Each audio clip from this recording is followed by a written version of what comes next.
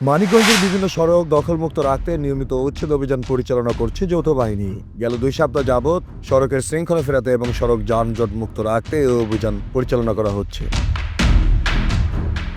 শুক্রবার বিকেলে Manikganj bus stand এলাকায় অভিযান চালায় সেনাবাহিনী এবং পুলিশের সদস্যরা। অভিযান চালিয়ে সড়কের দুই পাশে অবৈধভাবে গড়ে ওঠা দখলদার বিভিন্ন প্রতিষ্ঠানকে উচ্ছেদ করা হয়। আসলে আপনার অবৈধ হচ্ছিল হকার, এরা ফুটপাত দখল করে জনসাধারণের চলাচলে বাধা সৃষ্টি করতেছে। আজ থেকে 1 মাস পূর্বে আমরা এই অবৈধ উচ্ছেদ অভিযান শুরু করছি। আমরা সপ্তাহে 2 দিন অভিযান করি এবং আমরা যেদিন অভিযান করতেছি তারপরের দিনই আবার তারা পুনরায় আবার ওই জায়গায় চলে আসতেছে।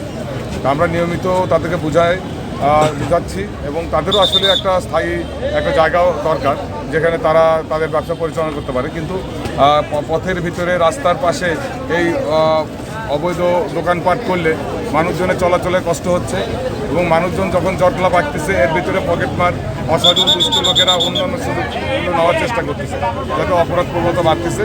তো আমরা কোনোভাবেই রাস্তার পাশে অবৈধভাবে কোনো স্থাপনা, অবৈধভাবে ছড়ায় কোনো ব্যবসা আমরা করতে দেবো না। আমাদের এই অভিযানটা চলমান থাকবে এবং অব্যাহত থাকবে।